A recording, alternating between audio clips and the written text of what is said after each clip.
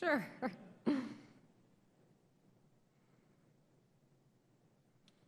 This is like my worst fear realized.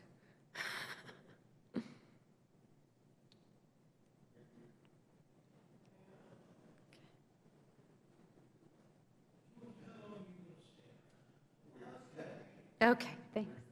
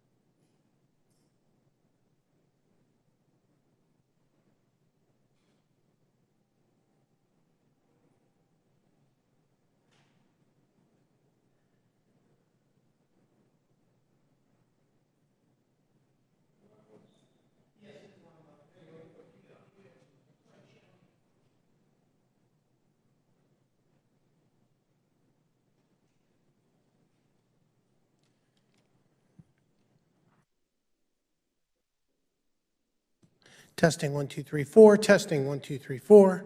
Mary had a little lamb. His fleece was white as snow, and everywhere that Mary went, the lamb was sure to go. 1, 2, 3, 4. You good?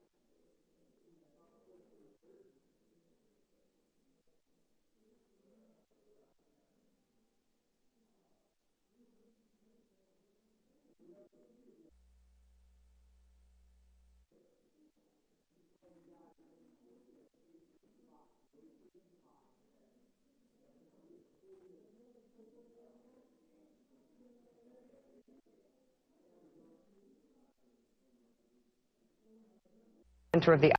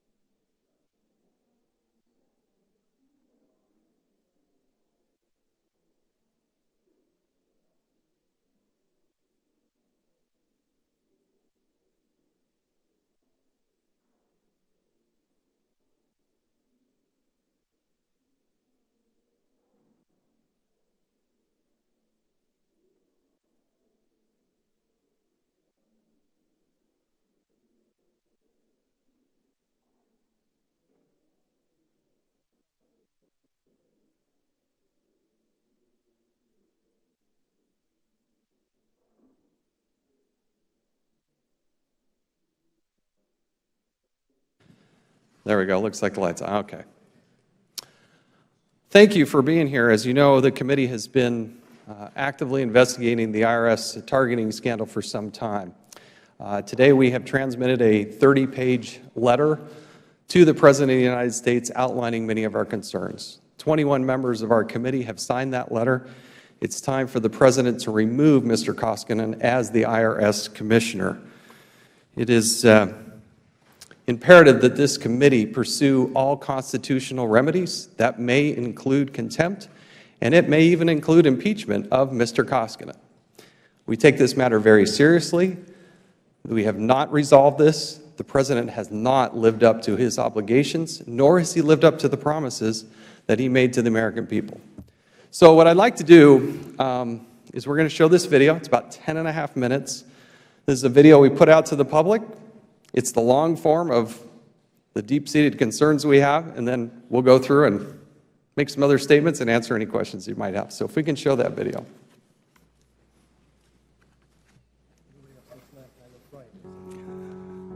From the woman at the center of the IRS scandal. Scandal involving IRS targeting of conservative groups. Where's Lois Lerner? Targeting conservative groups. Lois Lerner. That's when Lois Lerner's. This was orchestrated, it was planned. The possibility of criminal activity. The whole truth and nothing but the truth. Let the record indicate that the witness did answer in the affirmative. On the advice of my counsel, I respectfully exercise my Fifth Amendment right and decline to answer that question. The IRS and Lois Lerner, something we've only received over the years in bits and pieces. But what does it look like all pieced together? Let's rewind. In 2013, the IRS admitted to the selective intentional targeting of American taxpayers based on their political beliefs. This is Lois Lerner. She was the IRS employee with the most knowledge of the intentional targeting, but when called to testify, she refused, with the key witness unwilling to cooperate.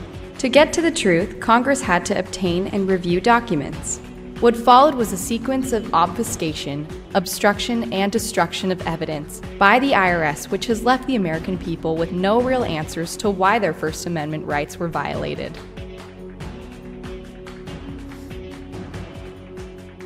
With rumors of targeting percolating, in June 2011, Ways and Means Chairman Dave Camp sends the first letter to the IRS related to the allegations of the IRS's mistreatment of conservative groups. 9 months later, in March 2012, Chairman Darrell Issa and Jim Jordan of the House Oversight Committee send a letter to the IRS requesting information. By May 2013, the IRS admits to targeting, and Chairman Issa and Jordan send yet another letter to the IRS requesting information. The President acknowledges wrongdoing and pledges cooperation. It's inexcusable, and Americans are right to be angry about it. Our administration has to make sure that we are working hand in hand with Congress to get this thing fixed. By August, the Oversight Committee issues its first subpoena, and the committee sends a letter to the Treasury Secretary reminding him of the obligation to preserve all emails. At this point, 3 congressional committees, the Inspector General, and the DOJ all have investigations underway. Fast forward 9 months. After he condemned the targeting, President Obama states in a February 2014 interview that there is not a smidgen of corruption. Not even mass corruption, not even a smidgen of corruption. But all these investigations are still open. Even the investigation he ordered was not complete. To this day, it is still ongoing.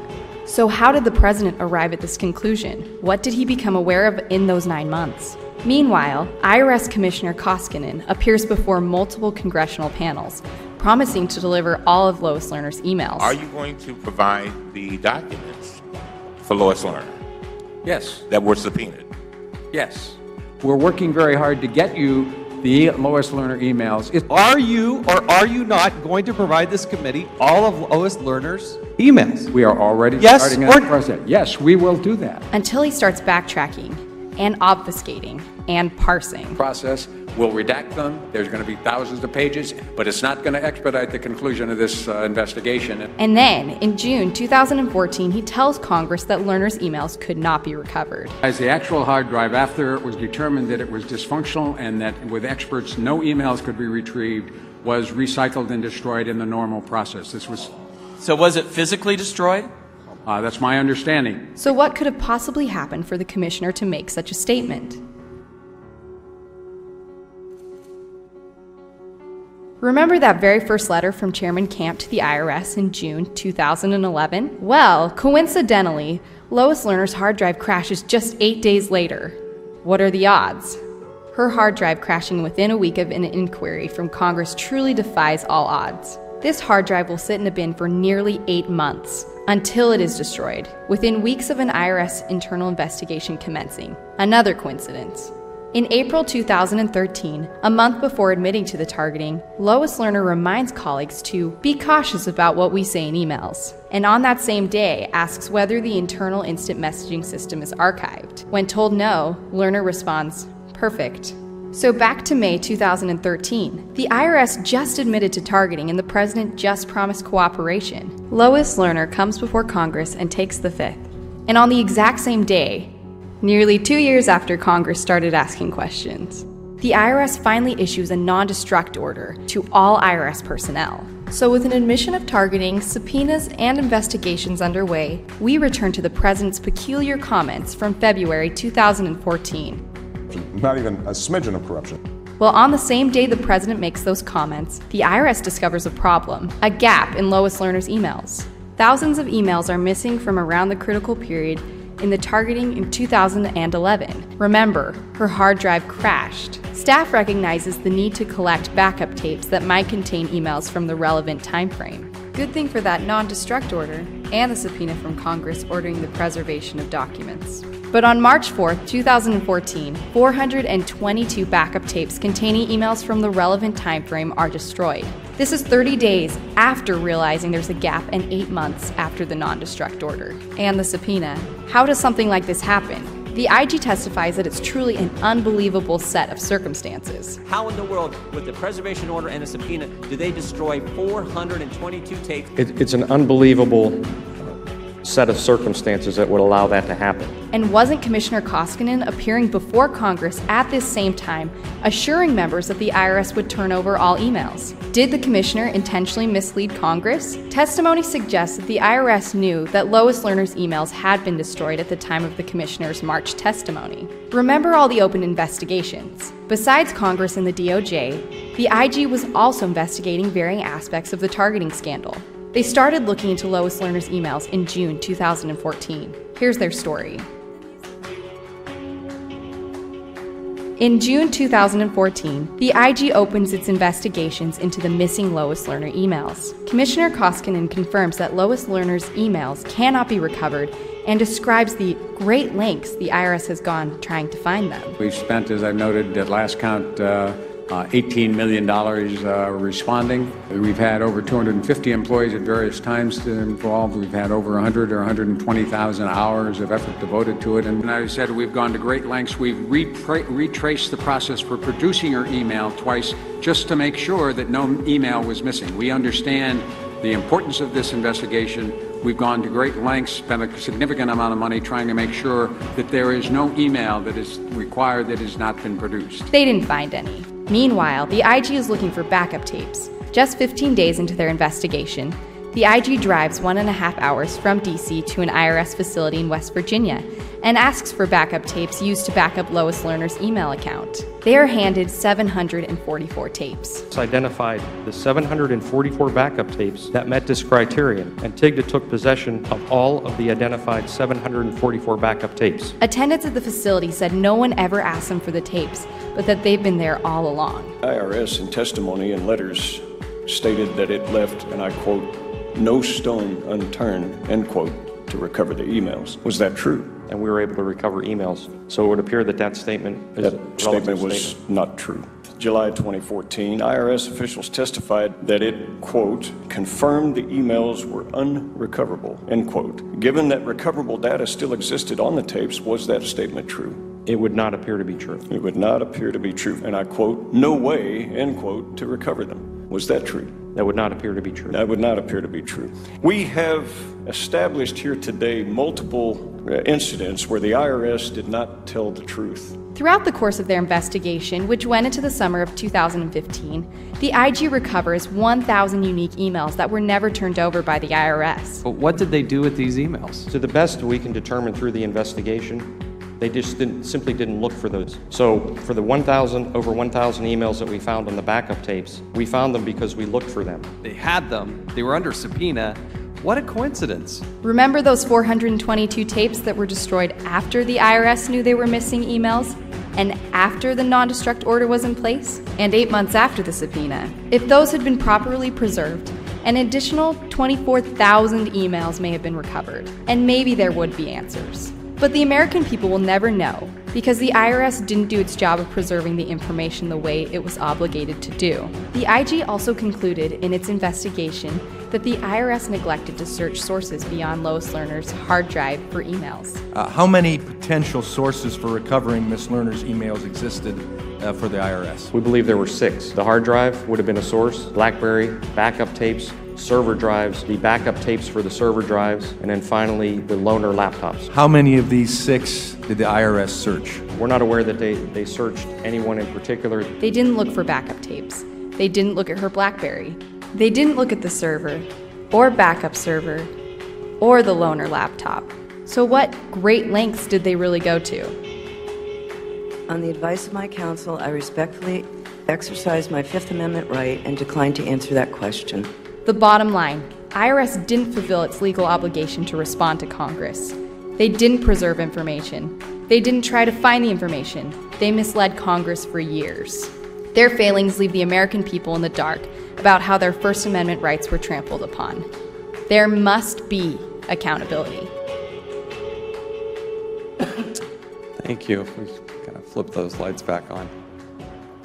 We have released this video today. As I said, we sent the President a very lengthy letter, and we are calling upon the President to remove the IRS Commissioner from his responsibilities. We will pursue all of our constitutional remedies. That could potentially include contempt of Congress. That could potentially include impeaching the IRS Commissioner himself. We believe that the IRS has failed to comply with a duly issued subpoena. They have failed to adhere to their internal preservation order that they put in place. And Mr. Koskinen failed to testify truthfully.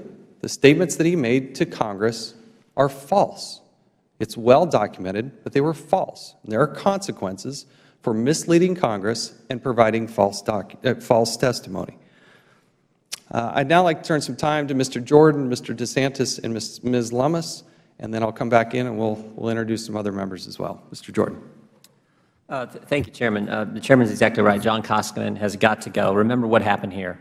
The IRS targeted people for exercising their most fundamental right. They systematically did it, and they did it for a sustained period of time for exercising their First Amendment free speech rights, and they got caught. And when they got caught, they did what so many people do when they get caught doing something wrong. They lied about it. Lois Lerner, at a staged event with a planted question, May 10th, 2013, tries to blame it on agents in Cincinnati. Y'all remember this? Rogue agents, lying agents in Cincinnati. It wasn't us, it wasn't Washington, it was Cincinnati.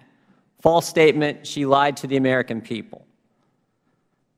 12 days after she lies to the American people, trying to get in front of this story, she comes into this room, sits right here, and takes the Fifth Amendment. So when you got the key person lying to the American people, taking the Fifth, it puts a premium on getting the documents, getting all her communications. Along comes John Koskinen. He's confirmed by the Senate. They said, look, this is the guy who's going to fix things, restore the reputation of the IRS. He's going to get to the truth. He's going to clean things up. He had a duty to preserve the documents. He had a duty to produce the documents. And if he can't do those two things, he has a duty to disclose to us and the American people that he can't, a duty to testify truthfully, and when he doesn't, a duty to correct the testimony. Mr. Koskinen failed in every single duty he had. The preservation order was issued right after Lois Lerner took the Fifth Amendment. May 2013, IRS says preserve all documents. This committee sends a subpoena on August 2nd, 2013. February of 2014, Kate Duvall, the chief counselor, realizes there are problems with Lerner's hard drive and that there are missing emails from back in the targeting time frame, back in 2011. But on March 4th, in spite of the preservation order, in spite of the subpoena, in spite of the chief counsel to Commissioner Koskinen, Kate Duvall, in spite of her knowing there are problems, the IRS destroys 422 tapes, potentially 24,000 emails of the key person. And on March 26th, 3 weeks after they destroyed 422 tapes, John Koskinen, the Commissioner of the Internal Revenue Service, comes in this room, tells this committee, I will get you all of her emails. Something that he can't do, something that is blatantly false, because you can't give us all the documents if you've already destroyed 422 tapes. So when the chairman says it's time for Mr. Koskinen to go, it sure is. He needs to go, and this committee is willing to do what it takes to make sure that he's no longer Commissioner of the Internal Revenue Service.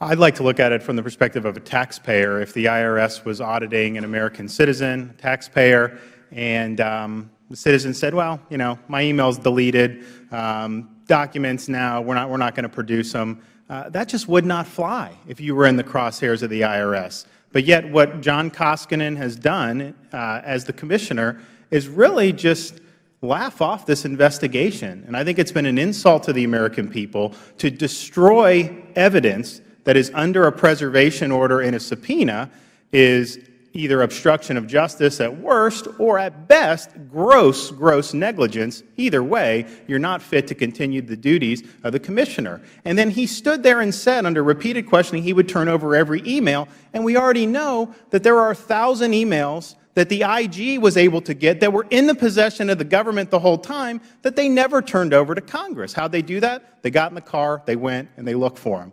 So here he is saying they're going to go to great lengths, and they did not even do the bare minimum. So the question, I think, is, does somebody in the position of Mr. Koskinen, head of a very, very powerful agency, an agency that can ruin Americans' lives, ruin their businesses if they step out of line, is it okay if that individual operates under a lower standard of acceptable conduct than what an American citizen would be expected to live under? I think that situation is totally intolerable. I think the standard for somebody like Mr. Koskinen has got to be much higher than what we would impose on the average citizen. But clearly, for heaven's sakes, you know, we've got to do something to provide accountability when you have this type of conduct. And so I agree, Commissioner Koskinen needs to go. He has been absolutely grossly negligent at minimum in his duties, and that is unacceptable, and the American people deserve better. Well, I want to thank Chairman Chaffetz, Representative Jordan, and the many members of this committee and its staff for its relentless work to uncover the truth. And I encourage members of the press who are here today to look at this video again and again. This evidence has been gathered by this committee through hearings, through depositions, through letters, through responses, through reviewing documents. But there are 24,000 documents we will not get to review. Documents that were destroyed that were under a direct preservation order.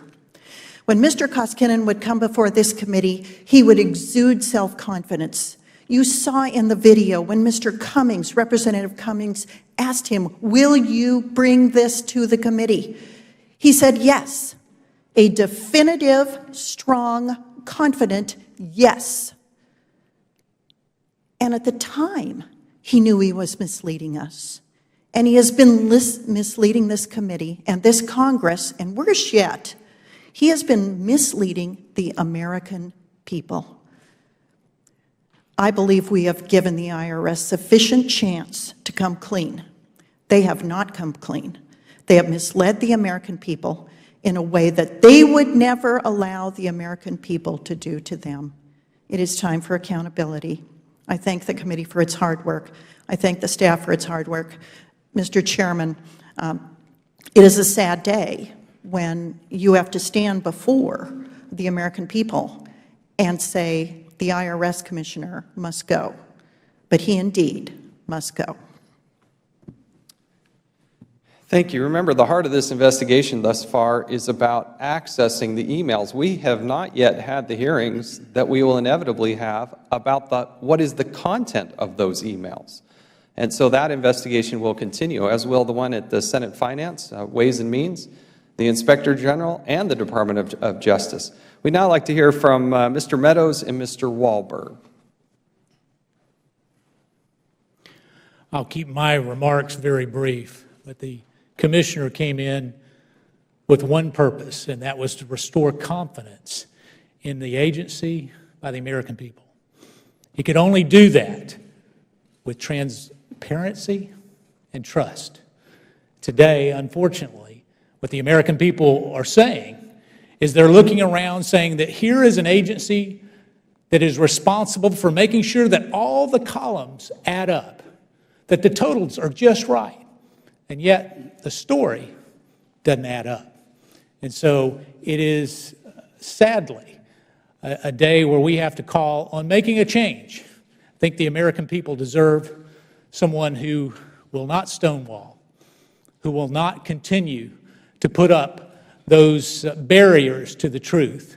It's time that we change the chief accountant at the IRS.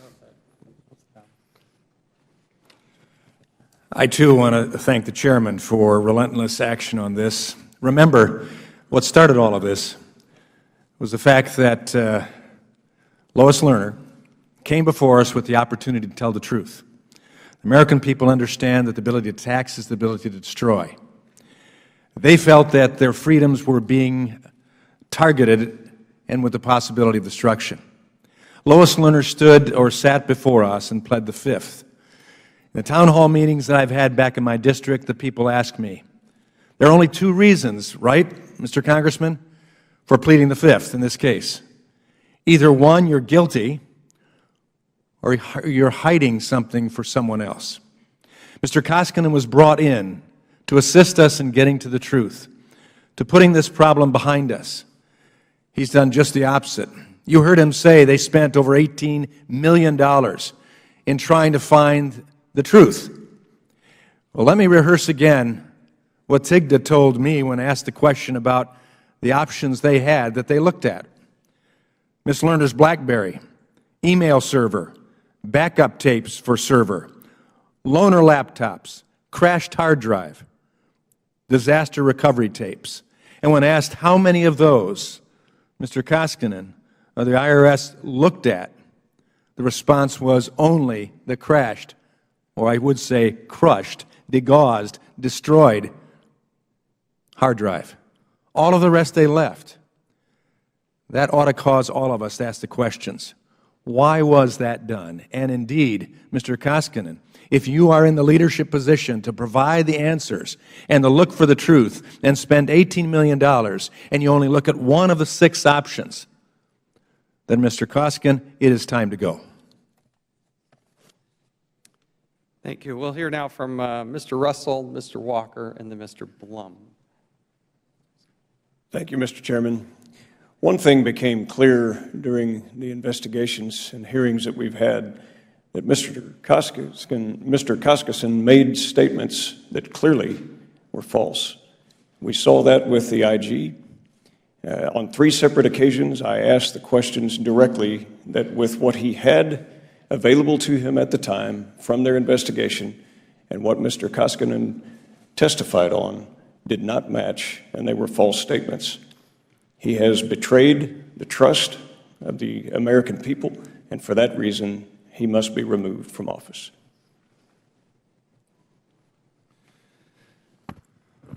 Thank you, Mr. Chairman. The time has arrived when IRS Commissioner Koskinen must go. You've heard the data, you've heard the statistics today, but even if we look at it from a more practical standpoint, private citizens would not be allowed to behave in such a manner. It would cost them their job. Whatever percentage is intentional versus incompetence is no longer a factor. The time has arrived that he must depart. At some point, we must begin to ask even a greater question. Is this not a failure, another failure on the administration's part to appoint people who cannot and have not done the job? See, the American people want something very important. We talk much about awareness, but they want action. Today, I'm very proud to be part of the House Oversight Committee that is demanding action and demanding IRS Commissioner Koskinen be removed. Thank you. Thanks. We're going to hear now from Mr. Carter. Well, thank you, Mr. Chairman. I join Chairman Chaffetz today and other members of this committee in calling for the President to remove Commissioner Constant. You know, Commissioner Constant has failed to comply with the congressional subpoena. He has failed to produce and, more importantly, to preserve over 24,000 emails. He has failed to tell the truth to this congressional body. It is time for new leadership at the IRS. The American people deserve to have confidence in the IRS, and we can only do that, we can only move forward by having new leadership. So I join my colleagues here in encouraging the President to remove the Commissioner so that we can move forward in restoring the trust in the IRS that the American people deserve. Thank you. We'll hear from Mr. Mulvaney of South Carolina. Why is this important? It goes beyond just the targeting of conservative groups. There are folks back home who've been audited in the last couple of years. And if you got audited and you contributed to somebody up here or a conservative group or your name was on a list someplace, right now, for the last several years, you've been home thinking to yourselves, I wonder if I got audited because of my political activity. Both sides of the aisle should be really concerned about that, the chilling effect that that has on our process. It's wrong for people to even have to worry about that for a second. You get audited, you should know that it was done randomly and done for the proper reasons, not because possibly of who you gave money to or what efforts you supported. So what we're going to try and do is restore faith that both liberals and conservatives, Democrats and Republicans deserve to have in the IRS. Does any other member wish to say? Yes, Mr. Desjardins. Thank you, Mr. Chairman. We have a scandal here that I believe surpasses Watergate, and I can see why the IRS and other people would want it to go away. The President got one thing right when he learned of this. He said to the American people that this is inexcusable and they shouldn't have to deal with it. It's time for the President to step up, back up those words, and get Mr. Koskinen out. We'll hear from Mr. Palmer and then Mr. Grothman, and then we'll take questions. Oh, and then Mr. Heiss. Thank you, Mr. Chairman. I would like to commend the work of the IG's office. When they came before our committee, it was very evident the frustration that they were experiencing in trying to conduct this investigation. And it's very evident that the Commissioner of the IRS engaged, or at least was overseeing, obstruction. And obstruction by itself would be justification for removing the Commissioner from his position.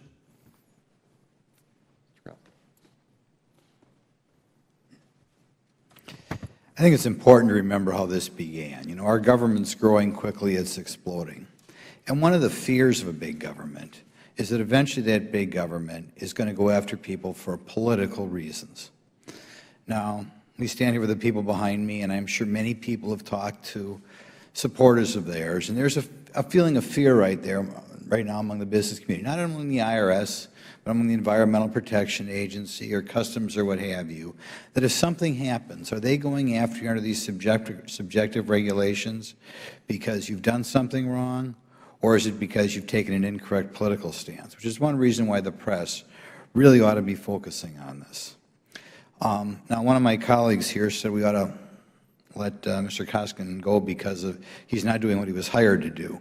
The fact that he's still here after all this evidence comes forth and hasn't been asked to leave yet makes me wonder if he's doing exactly what he was hired to do.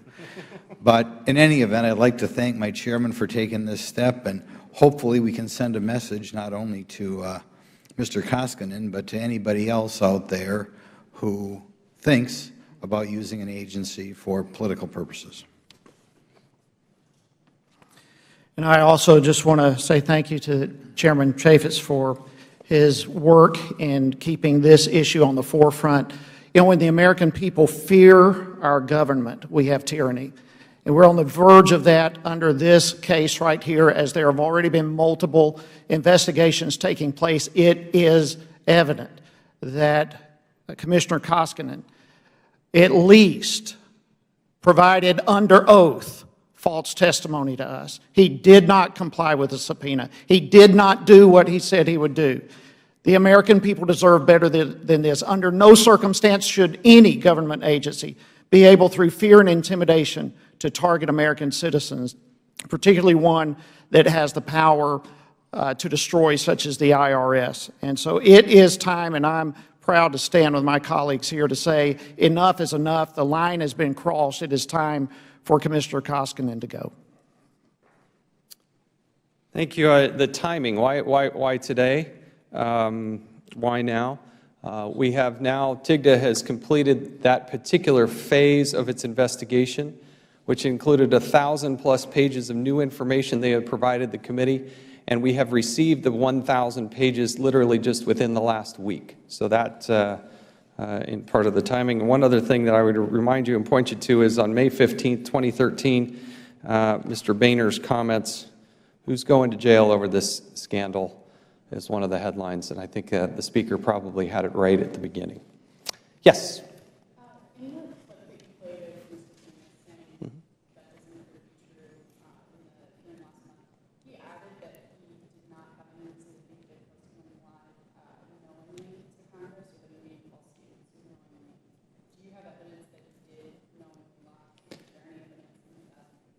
Don't worry about the microphone. It's a small enough group, yeah. The reality is what he said was false, and he should have known it was false. And he made false statements repeatedly. Look at this quote right here. "Since the start of this investigation, every email has been preserved, nothing has been lost, nothing has been destroyed." And yet those documents were destroyed on March 4th, and they knew that there was an email problem on February 2nd. Coincidentally, Kate Duvall discovers that there's a problem. We have a transcribed interview, which has not been released in its totality yet. But we do have a transcribed interview from her where she says, "I remember, it was Super Bowl Sunday." Just happens to be, what a coincidence, the same day that the president says there's not even a smidgen of corruption. So he has said these things repeatedly, but what he said was false. Now, if you're testifying before Congress, sometimes for hours, and you make a mistake or there's an error, you have a duty and responsibility to inform Congress. It was, I believe, on page 7 of an email or of a letter that's transmitted to the Senate Finance where they say, "Oh, by the way, we don't have these emails." But the other thing that he has said repeatedly is that he knew that they had turned over every stone, they had done everything, I'm paraphrasing obviously, they had spent nearly $20 million, but they didn't even do the basics. He did not do the basics. Those were all false statements, well documented. Yes?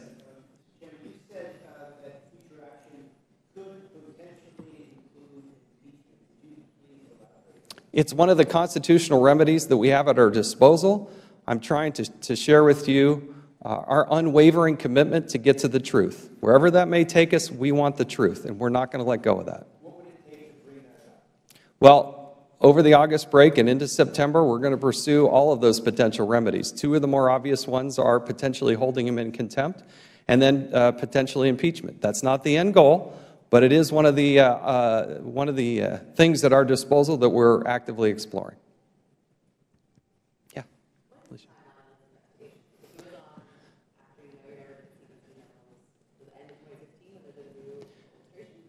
This should have been done with a long time ago. When the president made his commitment to the American people in 2013, we should have immediately been able to do what he said, which is work hand in hand to resolve this. That has not happened.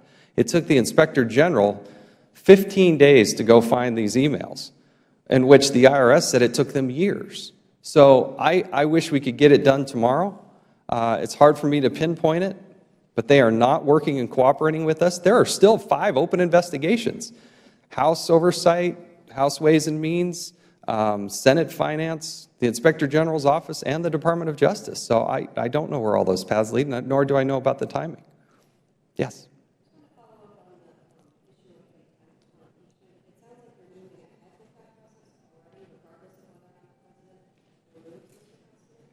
Yes, correct. There may be other people involved as well. We've had transcribed interviews that you have not yet seen. There will be additional transcribed interviews throughout the month of August and into September.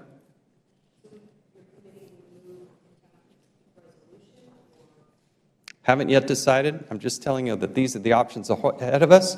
We have not come to the conclusion yet. We haven't even begun to get into the hearings that are going to be involved in the content of the emails. When Lois Lerner pled the Fifth, it gives us a great pause and great concern. We have to dive into those literally tens of thousands of emails that we do have. We will be short, according to the logs from the Inspector General, of 24,000 emails, but we can also help backfill that with the transcribed interviews, some of which have been done, some of which will be done. They've yet to be completed yet. Yes?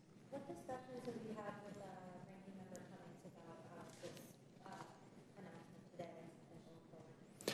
today? As you know, I have a very good working relationship with Mr. Cummings. I previewed last week that I would be doing something on the IRS. Told him that the heart of this would be in the form of a letter. But hopefully he has the time to watch the video tonight. Yes. If you had to say one thing in the 1,000 pages that made you go forward today, I mean, was there a smoking gun, or is there something that... There's a lot of relevant content in there, but I'm very upset and concerned that we had a high-ranking government official provide false testimony to the United States Congress. There's going to be a consequence for that. Yes.